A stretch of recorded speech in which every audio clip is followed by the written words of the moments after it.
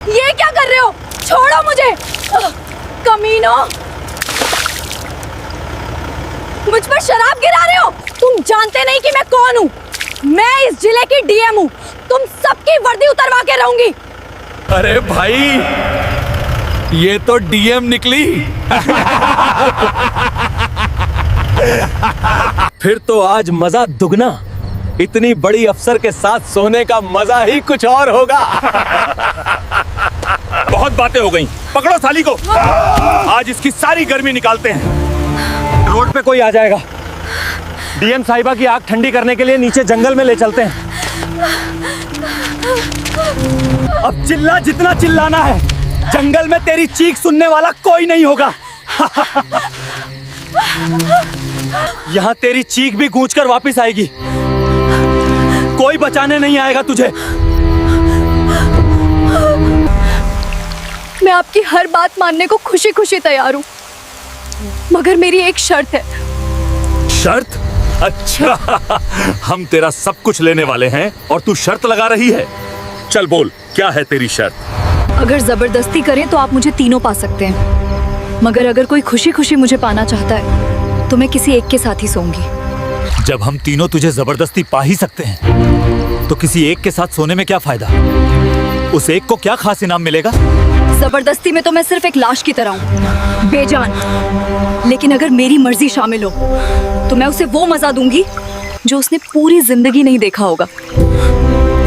फैसला तुम्हारा है। मेरी बात सुनो, पहले मैं जाता हूँ, वो राजी वाला मजा मैं लूट लेता हूँ। बाद में तुम दोनों अपनी मर्जी चला लेना, जो बचेगा वो तुम्हारा। तो फैसला हो गया। कौन आ रहा है मेरी खुशी पाने? मैं हूं वो खुशनसीब। तेरी इस शर्त और तेरी खुशी का हकदार सिर्फ मैं हूं। तो फिर इतनी दूर क्यों खड़े हो? पास आओ और मुझे यकीन दिलाओ कि मेरा फैसला गलत नहीं है।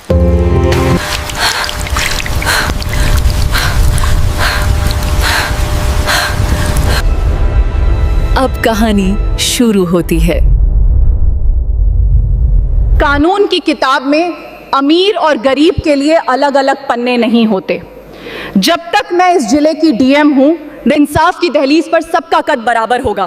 किसी सिफारिश की जरूरत नहीं, किसी डर की जरूरत नहीं। मेरे दफ्तर के दरवाजे आप सबके लिए हमेशा खुले हैं। लेकिन याद रखिएगा, मेरा ये कलम सिर्फ और सिर्फ सच का साथ देगा।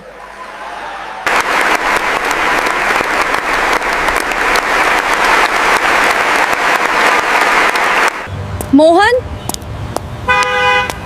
जल्दी गाड़ी निकालो, घर के लिए निकलना है, बहुत देर हो चुकी है। मैडम जी, मेरी पत्नी की अचानक तबीयत खराब हो गई है। अभी घर से कॉल आई थी। क्या मैं घर जा सकता हूँ? तो तुम उसे तुरंत अस्पताल लेके जाओ, देरी मत करो। और सुनो, तुम एक काम करो, मेरी गाड़ी ले जाओ, घर जल्दी पहुंच जाओगे। नहीं मैडम, मेरा घर पास में ही है, मैं ऑटो से चला जाऊंगा। ठीक है। अगर कोई परेशानी हो, पैसे की जरूरत हो तो मुझे तुरंत कॉल करना। जी मैडम, धन्यवाद।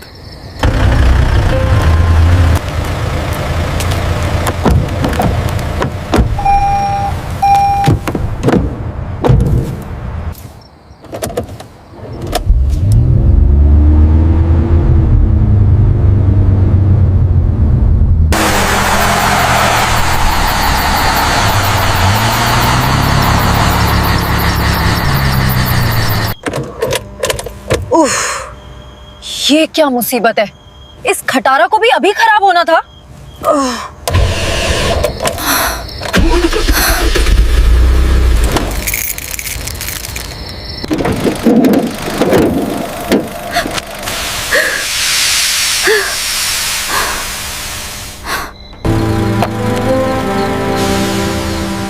पापा को फोन करती हूँ, शायद कोई मदद मिल जाए। अब मैं क्या करूं? न गाड़ी स्टार्ट हो रही है, नहीं फोन लग रहा है। किसी से संपर्क भी नहीं कर सकती। यहाँ से थोड़ी दूरी पे एक हाईवे है, शायद वहां से कोई ना कोई मिल जाए। मुझे जैसे तैसे करके हाईवे तक पहुंचना होगा।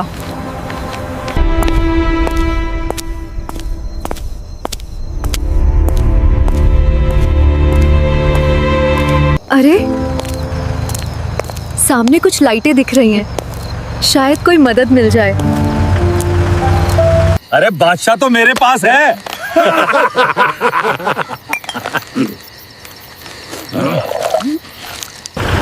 तुम लोग यहाँ क्या कर रहे हो?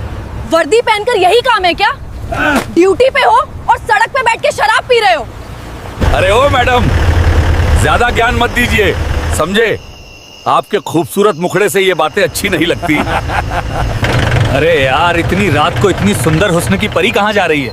हमारी तरफ भी तो देख लो, हम भी आपकी सुंदरता के दीवाने हो गए हैं। शर्म नहीं आती क्या आपको? अपनी नहीं तो कम से कम इस वर्दी की तो इज्जत रख लो। आप लोगों को इस वर्दी को पहनने का कोई हक नहीं है। अरे मैडम, हमें ज्ञान मत दीजिए। वो सब छोड़िए, आज तो आपको हमारे साथ ये शराब पीनी ही पड़ेगी। वैसे भी आपको देख के तो दिल में कुछ कुछ हो रहा है। प्लीज एक बार हमें खुश कर दीजिए मेरी जान। तुम लोग इस वर्दी के लायक नहीं हो। ये वर्दी जनता की सेवा के लिए है, गुंडागर्दी के लिए नहीं। बिना झिझक रिश्वत शर्म मांग रहा आनी है। चाहिए तुम्हें। मतलब पूरा सिस्टम ही सड़ा हुआ है। क्या ये भी देख रहे हो उतना ही तुम लोग? गुनहगार है। बिना झिझक रिश्वत मांग रहा है। आज इसे सबक सिखाना ही पड़ेगा। हाथ हटाओ, तुम लोग इस वर्दी के लायक नहीं हो। शर्म आनी चाहिए तुम्हें। रुको, मैं इस जिले की डीएम हूँ। अभी के अभी तुम्हें सस्पेंड करवा दूंगी। मैडम तो डीएम निकली। अब तो और मजा आएगा। पीछे हटो। एक कदम भी आगे आए तो गोली चला दूंगी। एस्केप।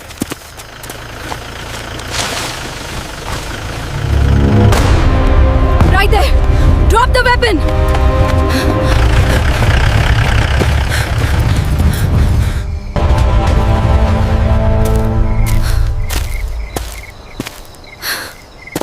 अरे बादशाह तो मेरे पास है।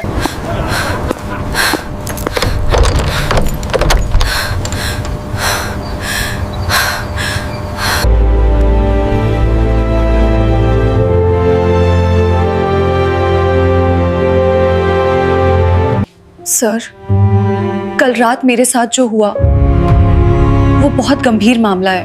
वो तीनों पुलिस वाले ड्यूटी के दौरान शराब के नशे में थे। उन्होंने मुझे रोका, बदतमीजी की और जबरदस्ती करने की कोशिश की। ये सब वर्दी पहनकर किया गया। मैं चाहती हूँ कि उन तीनों हवलदारों के खिलाफ तुरंत रिपोर्ट दर्ज की जाए और उनके खिलाफ सख्त से सख्त कार्रवाई हो। मैं मांग करती हूँ कि उन तीनों को तुरंत सस्पेंड किया जाए ताकि आगे कोई भी किसी महिला के साथ ऐसा करने की हिम्मत न करे। मैडम, मैं आपकी बात समझता हूं और उससे सहमत भी हूं, लेकिन बिना ठोस सबूत के किसी के खिलाफ कार्रवाई करना कानूनन संभव नहीं है। कानून को ठोस सबूत चाहिए। मैं आपसे अनुरोध करता हूं कि अगर आप उनके खिलाफ कोई ठोस सबूत जुटा सकें तो मैं इस केस में आगे कार्रवाई कर पाऊंगा।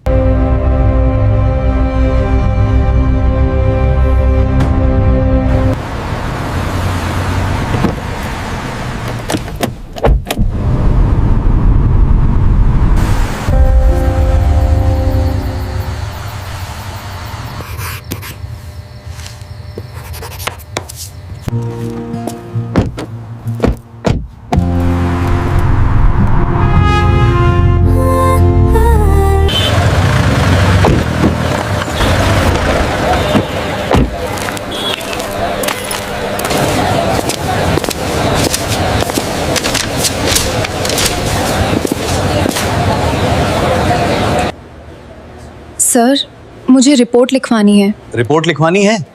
पैसे हैं तुम्हारे पास? रिपोर्ट लिखवाने के 5,000 लगते हैं। पैसे निकालो, लिख दूंगा तुम्हारी रिपोर्ट।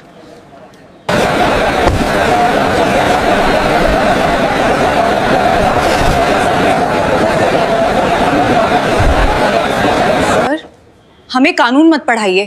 कानून में कहीं नहीं लिखा कि रिपोर्ट लिखवाने के पैसे लगते हैं। आप मुझसे खुलेआम रिश्वत मांग रहे हैं, लेकिन मैं आपको एक फूटी कौड़ी भी नहीं देने वाली। आप अपना काम कीजिए, मुझे रिपोर्ट लिखवानी है और अभी। ओए लड़की, मेरे सामने जुबान चला रही है। जानती भी है मैं कौन हूं। अभी के अभी तुझे अंदर कर सकता हूं। ज्यादा अकड़ मत दिखा। पैसे दे, नहीं तो यहाँ कोई रिपोर्ट नहीं लिखी जाएगी। बड़ी आई रिपोर्ट लिखवाने। निकल यहाँ से, वरना धक्के मार के बाहर निकलवा दूंगा। देखिए इंस्पेक्टर, आप मुझे नहीं जानते कि मैं कौन हूँ। अपनी हद में रहकर बात कीजिए। मुझे कानून बहुत अच्छे से पता है, इसलिए मुझे मत सिखाइए कि मुझे क्या करना है। मैं यहाँ रिपोर्ट लिखवाने आई हूँ और रिपोर्ट लिखवा कर ही जाऊंगी, समझे?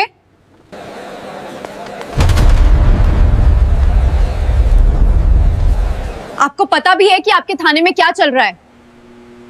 अब तो आपको और उन हवालदारों को सस्पेंड करवाना ही पड़ेगा। इस पूरे थाने को साफ करना पड़ेगा। आप लोग इस वर्दी के लायक नहीं हैं। मैं आप सबको सस्पेंड करवा के रहूंगी। अरे लड़की, तुम हो कौन और ये सब क्या बक रही हो? ज्यादा होशियार मत बन, वरना इतना मारूंगा कि घर तक चलकर नहीं जा पाएगी। चल निकल यहाँ से, वरना धक्के मारकर बाहर निकाल दूंगा। मुझे गुस्सा मत दिला, समझी? तुम हो कौन और ये सब क्या बक रही हो? ज्यादा होशियार मत बन। मैडम, मुझे माफ कर दीजिए, मुझे नहीं पता था कि आप जिले की डीएम हैं। Sorry madam. बताइए, आप किसके खिलाफ रिपोर्ट लिखवाना चाहती हैं? मैं अभी रिपोर्ट लिख देता हूँ। तुम लोग आम जनता के साथ भी यही हरकत करते हो, है ना? अब मैं तुम्हें दिखाऊंगी कि कानून की असली ताकत क्या होती है। तुम्हें ये वर्दी जनता की सेवा के लिए दी गई है, लेकिन तुम लोग इसी वर्दी के नाम पर जनता को लूट रहे हो, गलत काम कर रहे हो। ये वर्दी तुम लोगों के लायक नहीं है। अब कल तुम लोगों का फैसला होगा, तैयार रहना तुम सब।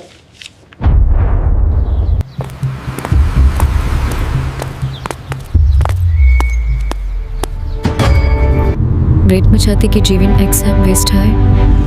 आलमडी शाही प्यार। सर, मैंने आपको पूरा मामला बता दिया है। कल रात से लेकर थाने में जो कुछ भी हुआ वो सब मैंने आपके सामने रख दिया है। मैडम, थाने में सीसीटीवी कैमरे लगे होंगे। अगर हम उनकी फुटेज देख लें तो साफ पता चल जाएगा कि इंस्पेक्टर ने आपके साथ वास्तव में क्या किया था। चलिए अभी थाने चलते हैं, सीसीटीवी फुटेज वहीं साथ में देखेंगे।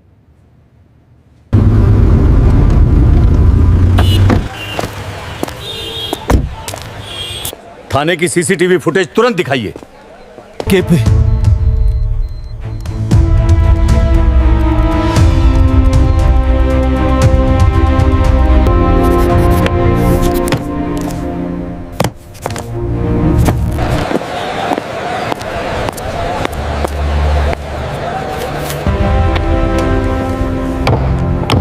आज डीएम अंजलि शर्मा के केस का फैसला आने वाला है। देखते हैं आज कितने बड़े अफसरों को सजा मिलती है।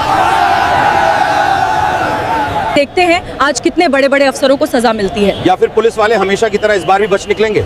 आज का फैसला सिस्टम के लिए बहुत बड़ा इम्तिहान है। लेकिन इस बार मामला अलग था।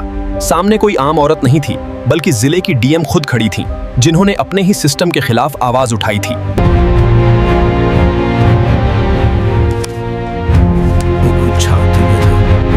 पीछे बैठे ये वही 3 हवलदार और वही इंस्पेक्टर थे जिन्होंने उस रात सड़क पर एक महिला के साथ बदसलूकी की थी।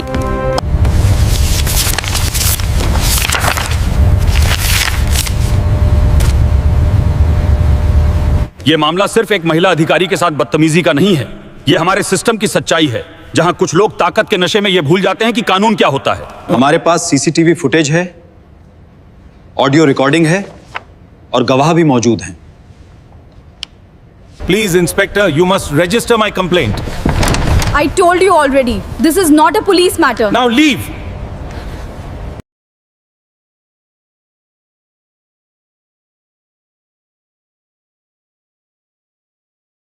부스톡부스티아다게 음악대 디커타운데 क्यूबियस मुझसे पक्के त्रुसो पार के साले जो भागी रहा। बचाव पक्ष, आप अपनी बात रखें। माय लॉर्ड, यह सब एक गलत फहमी थी। मेरे मुवक्किलों का कोई गलत इरादा नहीं था। वे सिर्फ आदेशों को लेकर भ्रम में थे। क्या आदेशों को लेकर उलझन का मतलब बदतमीजी और महिला अधिकारी का अपमान होता है? क्या पुलिस वर्दी में रहकर कोई भी ऐसा व्यवहार कर सकता है? डीएम अंजलि शर्मा को स्टैंड पर बुलाया जाए। माय लॉर्ड, मैं किसी से बदला नहीं चाहती। मैं बस इतना चाहती हूँ कि जो भी ये वर्दी पहनता है वो ये याद रखे कि वर्दी सम्मान की निशानी है, ताकत की नहीं। मैं डर सकती थी, लेकिन अगर मैं चुप रहती तो आने वाली और महिलाएं हमेशा डरती रहती। कोर्ट में बैठे सभी लोग उनकी बात सुनकर भावुक हो उठे। ये केवल एक महिला की नहीं, बल्कि पूरे सिस्टम के आत्मसम्मान की आवाज थी। ये मामला केवल डीएम का नहीं है, ये हर उस इंसान का मामला है जो अपने अधिकारों के नाम पर गलत करने वालों से डरता है। अगर आज इन लोगों को सजा नहीं मिली तो कल फिर कोई डीएम, कोई आम औरत या कोई गरीब आदमी इसी तरह अपमानित किया जाएगा। सभी सबूतों और बयानों के बाद यह स्पष्ट हो गया है कि इंस्पेक्टर और तीनों हवलदारों ने शराब के नशे में न केवल डीएम के साथ बदतमीजी की, बल्कि अपने कर्तव्य और पद की मर्यादा का गंभीर उल्लंघन भी किया है। कोर्ट ने सभी साक्ष्यों और गवाहों के आधार पर यह पाया गया है कि आरोपी इंस्पेक्टर बलबीर सिंह और तीनों हवलदार भारतीय दंड संहिता की धारा 354 महिला से छेड़छाड़, धारा 376 उपधारा दोषी, सरकारी पद पर रहते हुए यौन उत्पीड़न का प्रयास, 7-8 पॉक्सो अधिनियम के अंतर्गत दोषी पाए गए हैं। अतः यह अदालत आदेश देती है सभी आरोपियों को 20 वर्ष के कठोर कारावास की सजा दी जाती है और प्रत्येक पर 50,000 रुपए का जुर्माना लगाया जाता है। यदि जुर्माना अदा नहीं किया गया तो सजा में 2 वर्ष का अतिरिक्त कारावास जोड़ा जाएगा। कोर्ट यह भी आदेश देती है कि आरोपियों को तत्काल प्रभाव से निलंबित किया जाए। जज की आवाज पूरे कोर्ट में गूंज उठी। पूरा हॉल सन्न था। बस एक महिला की जीत की गूंज बाकी रह गई थी। हर जगह यही हेडलाइन थी, डीएम अंजलि शर्मा ने अपने ही सिस्टम के खिलाफ खड़े होकर इंसाफ की नई मिसाल कायम की। कोर्ट का फैसला सुनते ही पूरा हॉल दंग रह गया। कुछ पुलिस वाले जिन्होंने पहले आरोपियों के साथ काम किया था, नजरें झुकाए खामोश खड़े रहे। अब वहां कोई आवाज नहीं थी, सिर्फ पछतावे और शर्म का सन्नाटा था। जो चारों आरोपी कभी खुद को ताकतवर समझते थे, अब उन्हें हवालात की तरफ ले जाया जा रहा था।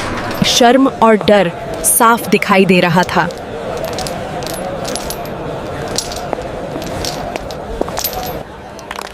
बाहर कोर्ट के गेट पर लोग तालियां बजाने लगे। हर कोई उस एक महिला के साहस को सलाम कर रहा था, जिसने अपने ही सिस्टम के खिलाफ खड़े होकर सच की जीत दर्ज कराई थी। A decision has been reached. How do you feel about the judgment? The truth has prevailed. Ma'am, आपको कैसा लग रहा है? आपने पूरा सिस्टम हिला दिया। मुझे बस इतना लगता है कि कानून अभी भी जिंदा है। Look here, madam. What about the case? Clear the way. Everyone move back now.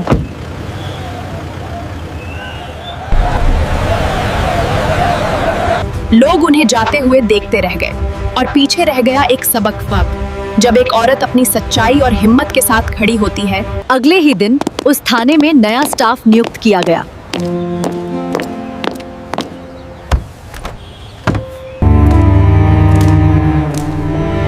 अब ये थाना कानून का प्रतीक बनेगा, डर का नहीं। जिले के लोगों ने राहत की सांस ली।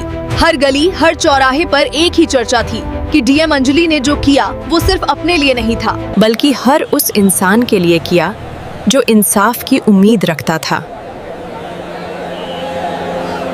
दोस्तों, अगर ये कहानी आपके दिल को छू गई हो, अगर आपको भी लगा हो कि सच्चाई की जीत हमेशा जरूरी है, तो एक लाइक तो बनता है। आपका हर एक लाइक हमें नई कहानियां लाने की ताकत देता है। और हाँ दोस्तों, चैनल को सब्सक्राइब करना मत भूलिए, क्योंकि अगली कहानी शायद वही हो जिसका इंतजार आप बरसों से कर रहे हो। मिलते हैं अगली वीडियो में। तब तक के लिए जय हिंद और बने रहिए हमारे साथ जीवन से जुड़ी कहानियों की इस यात्रा में।